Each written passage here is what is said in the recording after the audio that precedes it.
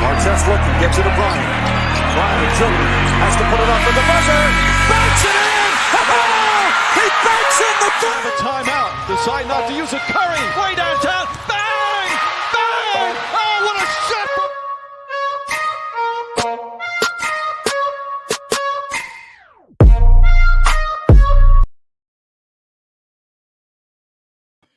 What is good, everybody? Welcome to another episode of Scotty Talks NBA. As you know, Scotty Talks NBA is brought to you by DSM Media. Make sure to follow DSM Media on all social media platforms. You can find us on TikTok at DSM Media, on IG at DSM.DoSomethingMajor, on Twitter at DSM_media.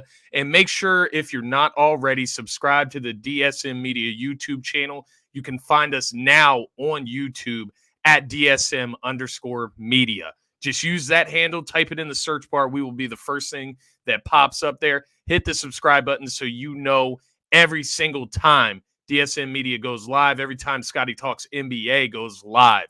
Turn those notifications on, ring the bell. I know the Philly season is over, unfortunately, but we're going to be ringing that bell all through Sixers season, all through Eagles season, and the rest of the sports spectrum as well. But guys, welcome back. It's been a long time for me. It feels like, at least, my throat's a little scratchy from the weekend. If you didn't know, I was gone for a little under a week, I guess you could say. I was in Miami celebrating my boy's wedding. My boy Darius, shout out to Darius and Jess, becoming Baypori. We got to celebrate that this weekend. And of course, that took me away from the sports spectrum a good bit. Nonetheless, I tried to keep up as much as I could without being glued to my phone.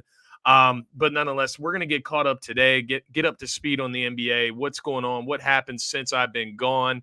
A lot of drama, right? Kyrie, Irving, that type of stuff. I'm not going to get too much into that because I think that's a part of, that's off the court business, right? That's not really what I like to get into on my show, but we'll talk a little bit about that at the end. Just my personal feelings. We separate that from the basketball court. With that being said, we're going to get into power rankings. So I got an updated top 10 power rankings for the week 4 of the NBA, which we are currently in. Along with that, I am going to just go over a few numbers regarding the MVP candidates so far. It's very, very early. Steph Curry specifically has been super impressive. You talk about a 34-year-old that's continuing his dominance from his MVP finals run, right? So the NBA Finals MVP run that Steph Curry had the last postseason. Going to talk a little bit about that. Going to talk about the Utah Jazz. That's part of the power rankings thing here, but we're going to give them their own separate segment just to kind of lock in, look at what the Utah Jazz are doing. They're currently 9-3, first in the Western Conference. We're going to go over, are the Jazz real? Is there any chance that the Jazz could let this play out maybe throughout the rest of the season?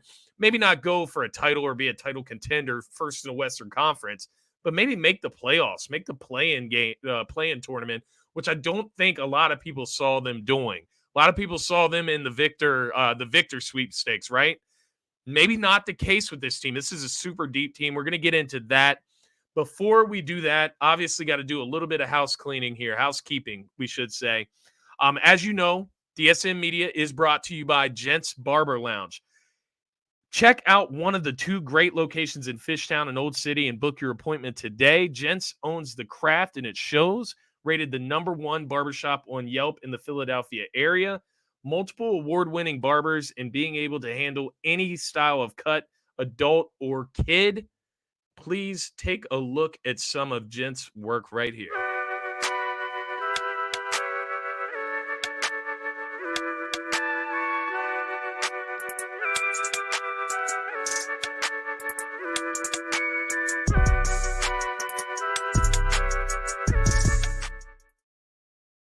Awesome. Shout out to Gents Barber Lounge. Be sure to check out gentsbarberlounge.com. Get your appointment today in Old City or Fishtown. Along with Gents Barber Lounge, we are also sponsored by Luxodin.com. Check out Luxodin.com for your nicest, finest jewelry at a nice price. Also, use code DSM at checkout for 25% off and free shipping. That being said, let's get to what we came here to talk about, what I've been waiting to talk about for quite a while, and that's the NBA. I'm glad it's back. I'm I was heartbroken about the Phillies. It's sad, right? It's sad when your team of your city goes all the way to the championship and they just can't get it done. And you may never get that back, right? And I don't take that for granted. I don't take the time it took up for me to watch the Phillies in the playoffs, Red October, the whole NLCS run. I did not take any of that for granted, but I'm happy to put my full attention on the NBA. I will give you that. I will tell you that. Put my full attention on the Philadelphia 76ers, of course, which Scotty Talks Sixers will be back Saturday morning at its regular time, 10 a.m. Know we're a little bit later in the day today. Just moving around some things. I'm getting back in the flow. I wanted to get the episode out today, but next week we will be back Wednesdays at 10:15 a.m. Scotty Talks NBA, regular time, and on Saturdays at 10 a.m. Eastern Standard Time for Scotty Talks Sixers. With that being said, let's get into the top 10 power rankings. So what I got for you, we're going to go through number 1 through 10. I got kind of the standout players, the best players from those teams. Some of them will be obvious, some of them won't. We'll also just go over a few talking points as to why they are where they are at. So I'm actually going to start from the bottom up. We're going to go number 10, the 7-3 Portland Trailblazers. These rankings are fluid, right? Do I think the Portland Trailblazers will be a top 10 team by the end of the season? No. Are they a top 10 team right now by the way that they're playing? Yes. This list is completely fluid. We could have a whole new top 10 by next week. I doubt it, but we could. It's just that fluid. It's just how open I am going to be with this NBA season and how teams are playing. But we're going to start with the Portland Trailblazers. They're 7-3 right now. And what I have listed down here is just their notable wins. And what I call notable or quality wins, quote unquote, quality. Teams that will potentially or could make the playoffs. You get those wins, right? Portland Trailblazers, they have wins 2 against the Phoenix Suns, who are much higher on this list than the Portland Trailblazers. So that tells you a lot right there. They have a win against the Lakers, who I know it's a slow start. It's Bron and AD, right? They could figure it out. I'm not throwing that out just yet. Shout out to my man Darius checking in. This is my man who got married this weekend. My dog right here. Shout out to Darius and Jess. Yes, the gas, the fire. Thank you, brother. Appreciate you. But shout out to Darius and Jess. Became Baypori. Officially married. Shout out to those guys and a great weekend that we just had. But he's also a Lakers fan. So just want to say, Lakers, I still count that as a quality win. That is still LeBron. That is still AD. They still have a chance to turn things around, maybe become a play-in team. I'm not throwing the Lakers out just yet. So you have the Suns twice that the Portland Trailblazers have beaten, the Los Angeles Lakers, the Denver Nuggets, and the Miami Heat, which, yes, shout out to Jess as well. Shout out to the Miami Heat. That's a quality win for the Portland Trailblazers. Of course, Jess, maybe Elijah will be a Miami Heat fan as well. We never know.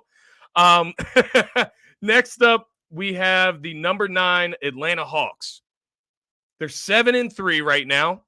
Wins over the Pelicans and Bucks. I really love what the Atlanta Hawks have been doing as far as when you're looking at what Trae Young and that fit with DeJounte Murray. Trae Young right now, 28.2 points per game, 9.4 assists per game. And then you have DeJounte Murray, who's providing that second wing, that second factor, 22.3 points per game, 6.5 rebounds per game, and 8.4 assists per game. That backcourt is ridiculous right now. They have a perfect balance because Trae Young obviously can score, he can assist, he can run an offense. DeJounte Murray can also do those same things, maybe not shoot at the same clip as Trae, but he plays defense. He straps up, he gets in those passing lanes. Hey, Elijah can go Miami Heat as long as he goes Philadelphia Eagles. We'll trade that off, Darius. As long as he goes Philadelphia Eagles, he can have the Miami Heat. We can give that to Jess, right? Number 8, I have the Denver Nuggets. They are currently 7-3. They have wins over the Warriors, Lakers, and Jazz. The Denver Nuggets, that's a lot of potential base there, but they still have the record to start out the season to go with it. That's kind of why their placement is there. I'm looking at Jokic, though. The scoring is down this year, but that's expected.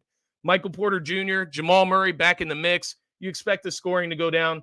20.9 points per game for Jokic, 10.5 rebounds per game, 9.3 assists per game. He's shooting 61.1% from the field. Down a tick in the three-point percentage, 23.8. But nonetheless, got the Nuggets at number 8 because I believe Michael Porter Jr., Jamal Murray, they're still finding their footing, obviously coming back from significant injuries. This team is going to be very formidable once those guys really get going. But Jokic leading the way there right now. Number 7, I have the Memphis Grizzlies. I expect them to be way closer to the top of this list by the end of the season. But nonetheless, Memphis Grizzlies are 7-4 right now. They have wins over the Nets and the Blazers. Ja Morant's playing at an MVP caliber level, 28.5 points per game, 5.7 rebounds per game, 7.1 assists per game. I say MVP caliber level on a normal year. Right now, these numbers are heavily inflated within the first couple games. So Ja Morant probably isn't an MVP candidate right now, but if he continues those more realistic numbers for himself, he should be one by the end of the season. All I'll say about the Grizzlies, they need to look a lot better to hang around the top 10. They're a team that's based on potential a lot on this list as well. So it's not only about their record where it's at right now, but where they could be. And that's why the Grizzlies are so far up this list, despite I wouldn't call it a slow start at 7-4, but you just need to look a little bit better as far as the teams that they've been losing to. Number 6, we're going to go to the Dallas Mavericks here.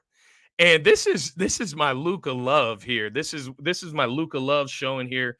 Hate the Dallas Cowboys, but somehow love Luka Doncic and the Mavericks and what they're doing. It's odd. But nonetheless, the 6-3 Mavericks have wins over the Memphis Grizzlies, Brooklyn Nets. They beat the Brooklyn Nets twice. I don't know if that's a quality win, but we're going to count it because I still think the Nets could be a playoff team, but they're dwindling there as a quality win. You had 2 wins over the Nets. You had a win over the Jazz, who are 9-3, as we've mentioned. And then they also have a win over the Raptors. Luka, I talked about the inflated numbers. I don't know if these are inflated for Luka. There's a couple guys in the mix that I think may be a little bit inflated as far as scoring. But Luka, I'm not going to doubt that he can sustain this. I'm really not, because Luka is just ridiculous. 36 points per game. 8.4 rebounds per game, 8.3 assists per game, and 1.9 steal per game. Get it, Luka, on the defensive end. I absolutely love the Christian Wood addition to this team. On top of that, I think Spencer Dinwiddie is honestly filling in that Jalen Brunson role very well. They've also gotten Tim Hardaway Jr. back, which helps with that role as well. Like what the Mavericks have been doing, not a ton of games to go off of, right? 6-3. But I like where they're headed, and I love the additions they made in the offseason, obviously. Number 5, I'm not going to get too in-depth with the Jazz because I mentioned I'm going to have a whole segment. It's not going to take too long. I'm not going to have like a 30-minute segment on the Jazz, but we'll spend maybe 5-10 minutes talking some Utah b-ball. But number 5, we got the 9-3 Utah Jazz with wins over the Nuggets, T-Wolves, the New Orleans Pelicans, which if you watch my show, you know the Pelicans are on my golden list of potential this season. I think they're going to make the playoffs and make some noise. They've beaten the Grizzlies twice. They've beaten the Lakers twice, and they've also beaten the Clips. So you're talking about, if you count the Lakers as a good team who they've beaten twice, that take those 2 out, right? That leaves you with 6 quality wins for this Jazz out of 9 wins total. If you add in the Lakers 2 wins, that gives you 8 out of 9 wins that are quality wins against potential playoff teams for the Utah Jazz. That's part of the reason why I think this team could be for real in a sense of making the playoffs. We'll talk about that in a little bit here. Looking at the Celtics at number 4, that's going to be my number 4th team in the top 10 power rankings here. Celtics are currently 7-3. They have wins over the Sixers, the Miami Heat, the Chicago Bulls, and the Memphis Grizzlies. Still want to see more from the Celtics. Obviously, they're dealing with a few injuries. Danilo Gallinari is out for season, obviously. Robert Williams is dealing with the knee injury that he got surgery on. So no telling when he's going to be back. But this team is still rolling. They're still doing what they were supposed to do, showing a lot of signs that they're not laying off of that Eastern Conference championship, that NBA Finals run that they went on last year. And Jason Tatum is playing at an MVP level right now, as expected. It's hard to predict where his game can fully go as the years go on because this guy is so well-rounded. But looking at Jason Tatum, 31.2 points per game, 7.5 rebounds per game, 4 assists per game, and 1.5 blocks per game. Doing it on both ends, scoring the rock with the best of them. On top of that, you've added Malcolm Brogdon. You've added Malcolm Brogdon, who comes off the bench. I have 3 plus marks beside Malcolm Brogdon because that was a great addition. He's turned into their 3rd leading scorer behind Jaylen Brown and Jason Tatum. You can't ask much more of Malcolm Brogdon. What an addition there. Number 3, going with the Phoenix Suns here. 7-3. They have wins over the Mavs, the Clippers, the Golden State Warriors, the New Orleans Pelicans, the Blazers, and the T-Wolves. A lot of names that I expect we'll hear throughout the playoff chase and throughout the playoffs. Nonetheless, the Suns just taking care of business. They haven't missed a beat, right? But they never do in the regular season. So I expect them to stay up near the top as long as their guys can stay healthy. I know Chris Paul went out the other night. DeAndre Ayton stepped off the court against Philly the other night for a little bit. As long as those guys are healthy, these guys are going to be in the mix regular season. We just need to see them follow through in the playoffs, right? After what we've seen them do against the Dallas Mavs last postseason. Coming in at number 2, throwing some respect on the Cleveland Cavaliers because, quite frankly, I wasn't a believer. I'm still in between on them. I think they have a great future ahead of them. Don't get me wrong. What I'm in between on is right now. Are they ready to win, to contend right now? All signs so far are go. Yes. They all point to the yes as the answer. The D Mitch edition has been great. So far, they got quality wins over the Bulls. They beat the Boston Celtics twice. Those are some very quality wins. The Boston Celtics aren't an easy team to beat. They've also beat the Lakers. They're 8-2 currently. You look at Donovan Mitchell, what he's doing for this Cleveland Cavaliers team. 31.2 points per game. He's shooting 50% from the field, 45% from the three-point line. This dude is dirty. I didn't know, how the Garland, D. Mitch backcourt would fare. Obviously, they could score the rock, but would they be able to defend? So far, so good. Garland's missed a little bit of time on top of all of this in order for them to be 8-2 at this point. Garland's only played 3 games. That's pretty solid for the Cavs. They have a very high ceiling of where they can go. I'll give them that. The floor is very high as well. This Cavs team is exciting. I'm going to give them credit where it's due because I know I didn't do that at the beginning of the season. But I'm starting to believe. Coming in at number 1, you could probably guess this one. I have a feeling this won't change all season as long as Giannis is healthy. We have number 1, Milwaukee Bucks at 9-1. They have wins over the Sixers, the Nets, the Hawks, and the T-Wolves. This is all without Chris Middleton. Drew Holiday, Giannis, they have been balling. Giannis specifically, 31.8 points per game, 12.2 rebounds per game, 5.3 assists per game, 1.1 steals per game, 1.4 blocks per game. He's leading the way in the Defensive Player of the Year category. You could also throw him at the top of your MVP candidate list. That's just how good Giannis is playing. That's how good this Bucks team is. Got the pleasure of watching them play the Sixers in their first game of the season. Didn't look like they missed a beat, specifically defensively. Mike Budenholzer mentioned this quest of limiting three-point attempts and the way they guard guys on the three. They're going to be a deadly team. And when you get into the area of chemistry where your coach can set specific goals like that and just address those head on for a full season because you're just that good everywhere else, that's when you know a team is really deadly and on the brink of becoming a dynasty. And that's what this Bucks team is. They just need to get back in the fold, back in the mix this season, get Chris Middleton healthy, and who knows where this team can go. I'm expecting a championship run, quite honestly. But that wraps up our top 10 power rankings here. Next week, I will get the graphic upload. I've been rushing around with my head, like a chicken with his head cut off. So I didn't get the graphic pulled up here. Shout out to KC, made a beautiful graphic. You can check me out on Twitter at Scotty Drown to get the full graphic. Definitely share your thoughts there as well. But I want to move on, just keep it moving to the Utah Jazz. I just want to hone in on them really quickly here. I don't want to separate myself too much from the power rankings. As you know, they were 5th in the power rankings. Just want to go over a few highlights. Why I think the Jazz, and you can argue with me in the comments if you want. If you don't believe in the Jazz, go look at the numbers. I would say go look at the numbers first. See their rankings, see what they're doing, see the teams that they've beaten. Then I would come back and address it. But if you want to argue about the Jazz, you don't believe it, the West is too deep. I get it. But looking at what the Jazz have been able to do so far this season, they're 9-3. I already mentioned the wins that they have over the Nuggets, T-Wolves, the New Orleans Pelicans, the Grizzlies ×2, the Lakers ×2, and the Clippers. 8 quality wins out of the 9 wins that they have right now at 9-3. They have 6 scorers averaging double digits. And mind you, there's a 7th scorer that's averaging like 9 points per game. So you may as well be a double-digit scorer as well. But they have 6 scorers averaging double digits, starting with Lauri Markkanen, 21.9 points per game. You have Jordan Clarkson, 18.3 points per game.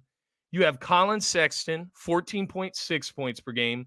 You have Mike Conley, 12.5 points per game.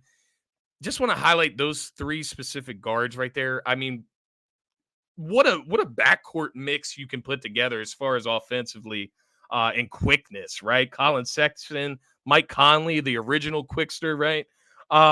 Kelly Olynyk, we have him at 12.2 points per game. He's putting in some good numbers here in Utah. And then we have Malik Beasley at 10.9 points per game, another quality guard in that rotation. That's the main thing with this team. They are deep. They are deep. I'm not even talking about the rookies on their team. The wing out of Kansas, Walker Kessler, right? These are young guys that they expect to contribute later on in the season.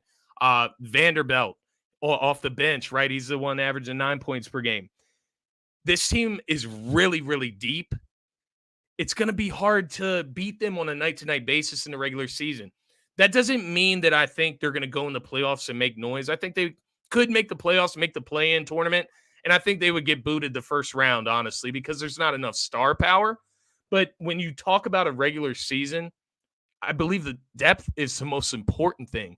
On that, 68th game of the season where, they're playing the Clippers and Kawhi's sitting out and maybe PG-13 is taking it off. He's doing a load management game. The Utah Jazz don't have any guys to load manage, right? They just have a deep roster that's going to compete every single night, and I think that's a plus for them in the regular season. Some other numbers just to kind of finish off my point. I told you I wasn't going to spend too much time on the Utah Jazz here tonight. Second in points per game at 118.3 points per game. They are third in three-point makes per game at 14.9 makes per game. They're 6th in assists per game, 27.8. They are 4th in point differential. They're at a plus 6.1 in the season. 8 quality wins. I look at this team, playoff team, low ceiling, decent to moderate floor. I don't see them as that team that's competing for victory anymore. I think this is a deep team, unless they, have some key injuries. Maybe Lauri Markkanen goes down, Colin Sexton, something like that. That could really throw them off course. But aside from that, they really have some nice depth. We're going to need to see some other teams get healthy and start putting some wins together in order to kind of dethrone them. But as far as quality wins, there's not a team in the NBA that has more of them than the Utah Jazz right now. And they're playing really well, despite the horrific, ugly jerseys. God, the highlighter uniforms, send those to hell. But Utah Jazz, for real, with an asterisk. I want to take a look at the MVP ladder as well today. This is, as you can see, this is kind of a catch-up episode for me. I'm catching up with the NBA, catching you guys up with where I'm at with the NBA. Next week, we'll get into a little more in depth, but this is probably going to be a pretty short episode. I'll advise you now. Looking at the MVP ladder, we're featuring Steph Curry in this episode because this guy's on a tear. Just had 47 points the other night against the Sacramento Kings just to get a W. My man, the Warriors are struggling right now. The Warriors are 4-7 currently, but it's not because of Steph Curry. I can let you know of that. Steph currently averaging 32.6 points per game.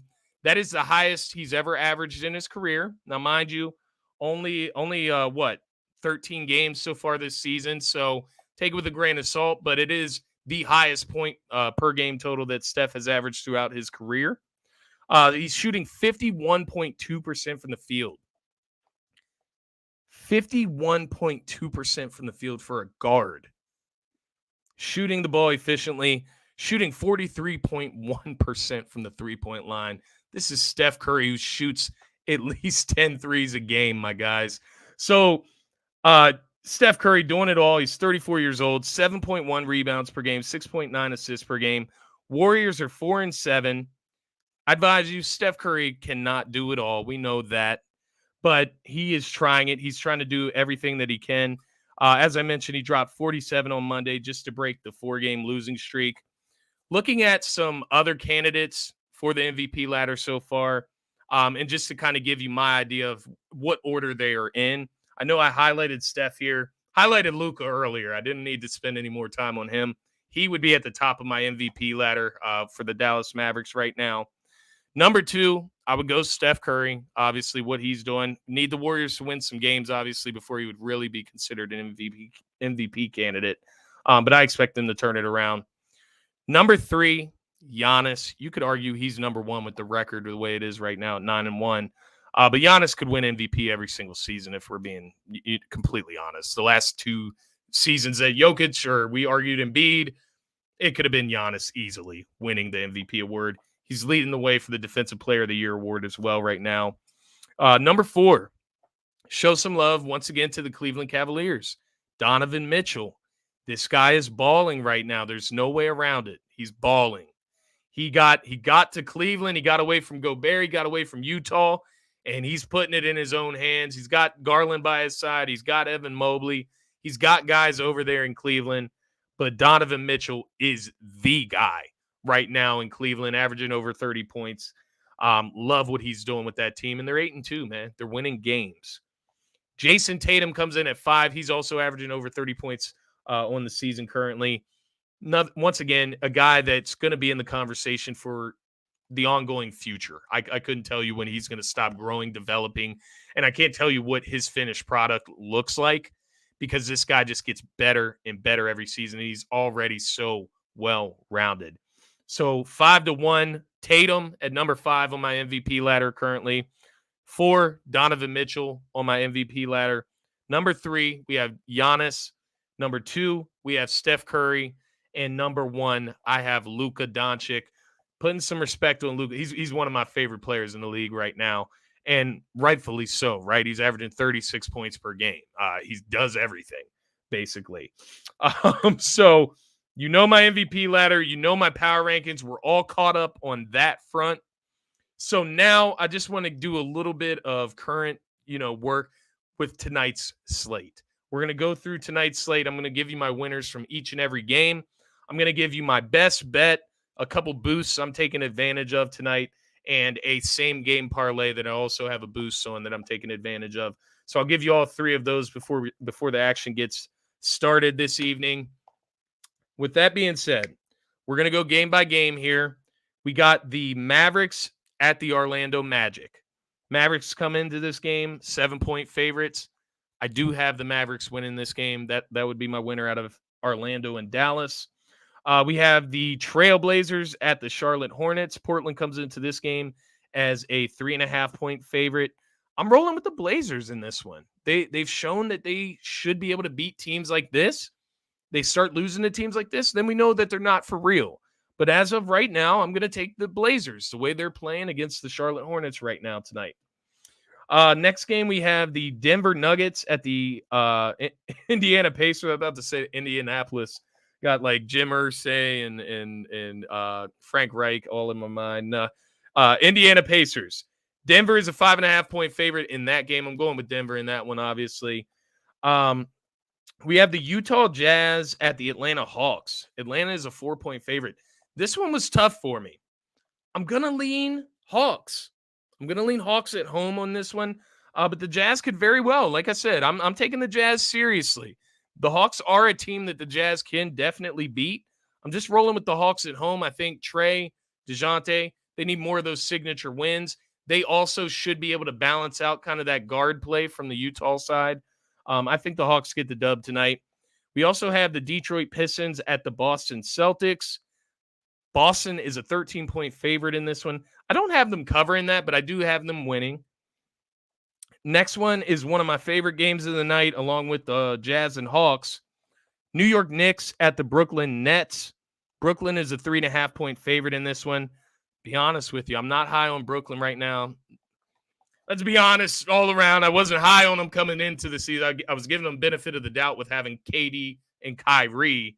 But nonetheless, that has not proven to be worth anything, along with Ben Simmons. Kyrie Irving's suspended right now, so do what you will with that. This team is in trouble, man. They just fired Steve Nash, right? There's just a whole bunch of drama. Brooklyn can't escape drama, and that is a problem. If it isn't one thing, it's another with this team. And with that being said, I'm going with the New York Knicks, who have played fairly well over the start of this season. Julius Randle has shown a bit of a resurgence from his down season last year. I got the Knicks covering as well as winning this game in Brooklyn. The next game we got is the Houston Rockets at the Toronto Raptors. Toronto is a 10-point favorite in this game. I don't think Toronto covers. I don't think they cover. I think Houston is a nice young team, nice young energetic team. They got a night off, right? They come out fresh. I think Houston's a nice team that can spark something, but I do have the Toronto Raptors winning this game, just not covering the 10-point spread. The next one we have the New Orleans Pelicans at the Chicago Bulls. New Orleans is a 2-point favorite in this game. This is another tough one. This is actually where my same game parlay of the night lies. I'm going with New Orleans in this one, though. They're the 2-point favorite on the road. Zion, Ingram, McCollum, all active tonight. They got all their guys. So I think New Orleans, if they're the team that I believe them to be, a team that I think will be around late in the season, in the postseason, they win games like this against the Chicago Bulls on the road when they're favored. Go out there and get that dub. There's nobody on that Bulls team that can handle Zion or Brandon Ingram, quite honestly. Next up, we have the Suns at the T-Wolves. Minnesota is a 1.5-point favorite in that game. I would have to check to see if CP3 is active. I would imagine he's a game-time decision, if not out, for the spread to be the way it is. But I am going to go Suns nonetheless, even without CP3 in this game. T-Wolves have just been unimpressive so far, and until I'm impressed, I'm going to go with the opposite as long as it's a good, solid team. I think the Suns have proven to be just that. Even when CP3 doesn't play, Devin Booker takes his game to another level. I'm going Suns in that game. Next one, we have the Bucks at OKC. Milwaukee is a 1.5-point favorite. You're wondering why Drew Holiday and Giannis are out tonight. I actually have OKC taking this one, even though they have the Bucks favored on the road. SGA, he has been balling. He's another one of those guys. If I took the OKC Thunder a little more serious, maybe he's an MVP candidate with the numbers that he is putting up right now. But nonetheless, I'm taking OKC over Milwaukee tonight. We have the Grizzlies at the Spurs with Memphis coming in as a 5.5-point favorite. I'm going to go Grizzlies in this one. The Spurs got a couple upsets in the beginning of the season. It seems like they're slowing down, coming back down to earth a bit. I'm taking the Grizzlies in this one. This is one of those get back on track games. Finally, we had the last two games of the night. First one being in LA, the last one being in Sacramento. We have the LA Lakers technically at the LA Clippers. Obviously, they play in the same building. Clippers are 3-point favorites in this one. I am going with the Clippers in this one. Love what Paul George has been doing lately. But I'm looking for LeBron. I'm looking for LeBron, AD. Can you guys show any signs of life tonight? Show us something. I am going to take the Clippers, but let LA know at least. Get a dub. Get back on the right track. Ham said he's not throwing in the towel in the season, so y'all shouldn't either. There's too much talent there not to win games against certain teams, right? Clippers don't have Kawhi playing right now. That should be enough, right? But I still got the Clippers in this game. We got finally ending the night, Cleveland Cavaliers at Sacramento Kings. Cleveland is a 4.5-point favorite in that one. I'm going with the Cavs, covering the spread, of course, 4.5 points. That's nothing. I'm taking the Cavs even on the road, late night, West Coast in Sacramento. Just think they're a much better team than the Sacramento Kings. So I'm rolling with them. Let's get into the best bets of the night. That's what we're going to call this section. Boost of the night. This was a no-brainer. I'm hoping you guys are taking advantage of it on DraftKings. Jason Tatum, LeBron James, Ja Morant, and Kevin Durant. That messed my head up. Ja Morant and Kevin Durant, right? Jason Tatum, LeBron James, Ja Morant, Kevin Durant, all to score 20-plus points tonight. And that's boosted up to plus 100. There's a $20 cap for me. It may be different for you, but nonetheless, I put as much as I could on that one. My best bet of the night. This is the one that I put all my marbles into. I'm going LA Clippers to cover the spread, 3-point win, right? 3 or more points. I'm going with New York Knicks. I have the New York Knicks winning this game. I did not select money line because it is the one I'm most unsure of out of these 3 picks. So I have New York Knicks plus 9.5. Just keep it within 10. Win the game. We're solid. And then finally, I have Dallas money line against Orlando tonight. That comes out to plus 218. So that's my safe, all marbles in, my go parlay, best bet of the night. LA Clippers to cover the 3-point spread. New York Knicks to stay within 10, right? Plus 9.5. And the Dallas money line comes out to plus 218. I'm putting the house on it tonight. Finally, my same game parlay of the night. I told you it lies in the Chicago-New Orleans game. In that one, I am going Zion 15 plus. That's nothing. There's nobody on Chicago that can guard him. I'm going BI, Brandon Ingram, 20 plus points in that game. Once again, nobody to guard BI in that game. I'm going DeMar DeRozan, 20 plus. He should be able to do that in his sleep. DeMar DeRozan is a scorer. And they're going to need the points, quite honestly. Zach LaVine, 15 plus. When he's been in this season, he's been on. He's been putting up good numbers when he plays. He's just kind of trying to stay healthy with that knee injury he's coming off of. But nonetheless, Zion, 15-plus points. Brandon Ingram, 20-plus points. DeRozan, 20-plus points. LaVine, 15-plus points. With a 25% boost on an NBA same-game parlay, I have plus 168 for that same-game parlay. That is another safe one for you. As the NBA season goes on, we'll get a little bit riskier. Don't worry. I don't keep all my cards so close to the table, but we will get a little riskier as the NBA season goes on. I get a better feel of what's going on. Those are going to be my safe plays of the night. Those are the only ones that I'm throwing in on tonight. And I'm looking forward to getting into Sixers on Saturday, guys. That is all I have for you on this episode of Scotty Talks NBA. Before we get out of here, just a little housekeeping once again. Tomorrow, I know I was off. If you watch NFL Turf Talk, been gone for a week on that. We're back tomorrow with Thursday Night Football, as well as on Sunday. We'll get our 10 a.m. show in as well. We'll also be back tomorrow evening with Sixers pregame. The Sixers, who do the Sixers actually play tomorrow? I should definitely know that. Should be a good matchup. They play the Atlanta Hawks, so that's actually a really good matchup, a really good barometer game for the Philadelphia 76ers. So looking forward to that. Check in with us 6:30 p.m. Eastern Standard Time to 7 p.m. Eastern Standard Time tomorrow. Sixers pregame, and NFL Turf Talk will be 5 p.m. to 6 p.m. Eastern Standard Time tomorrow. NFL Turf Talk will pregame the Thursday Night Football matchup, do a little bit of a recap of Week 9 that just passed, and we'll go from there, guys. But if you're only tuning in for Scotty Talks, definitely we'll see you nonetheless Saturday morning, 10 a.m. Eastern Standard Time for Scotty Talks Philadelphia 76ers. I'm ready to catch up on the Sixers.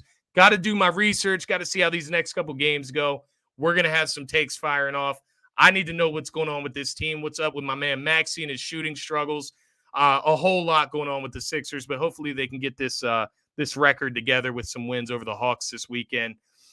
With that being said, guys, make sure you're following DSM Media on all social media platforms, at DSM_media on Twitter, at DSM Media on TikTok, at DSM.DoSomethingMajor on Instagram, and now with the new YouTube handles, at DSM_media is where you can find us on YouTube. That is the most important. That is where we're trying to grow our following. That is where we want you to get involved with the show. Make sure to subscribe to DSM Media. Turn the notifications on. Ring the bell. I know the Phillies season is over. We're still ringing the bell all season long. Sixers are here. Eagles are here. NFL's here. NBA's here. We're going at it through the full sports spectrum. We got you covered 7 days a week. So be sure to subscribe to DSM Media. Guys, for myself, you can find me at Scotty Drowned on all social media platforms. That is going to be it for this episode of Scotty Talks NBA. It is certainly a pleasure as always. I'm happy to be back, and I can't wait to see you all next time. Cheers. Have a good night, everybody.